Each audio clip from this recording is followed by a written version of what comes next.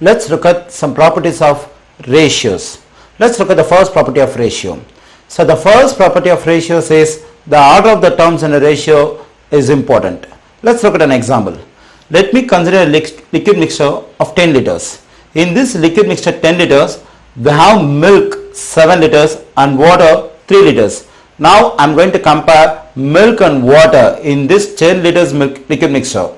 Okay, so that is I am going to do ratio between milk and water. That is M is to W is equal to, it's very simple, 7:3. So the ratio between milk and water in this 10 liters liquid mixture 7:3.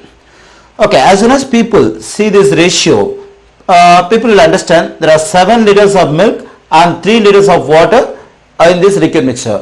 In case I change the order of the terms in this ratio, that is I am writing this order as 3:7.